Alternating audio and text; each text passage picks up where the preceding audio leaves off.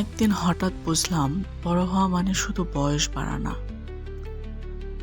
ছোটবেলায় আমরা ভাবতাম বড় হওয়া মানে শুধু বয়স বাড়া, কিন্তু একদিন হঠাৎ বুঝলাম বড় হওয়া মানে আরো অনেক কিছু।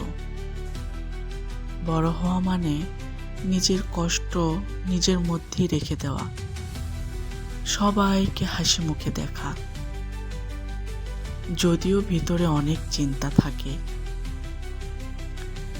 আগে যেসব বিষয়ে ছোট ছোট ব্যাপারে আমরা খুব কষ্ট পেতাম, এখন সেগুলো নিয়ে চুপ করে থাকি। হয়তো এটাই বড় হওয়া।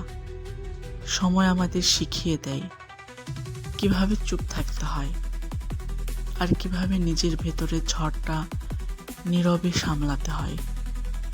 হাসি মুখে বলতে হয় ভালো আছি, আর নিজের সঙ্গে এক ধরনের বন্ধুত্ব করা, নিজেকে বোঝা, নিজেকে ক্ষমা করা, নিজের জন্য লড়াই করা।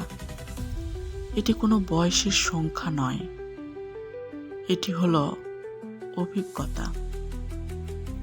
বড় হওয়া মানে শুধু বয়স বাড়া নয়, বড় হওয়া মানে জীবনকে বুঝতে পারা।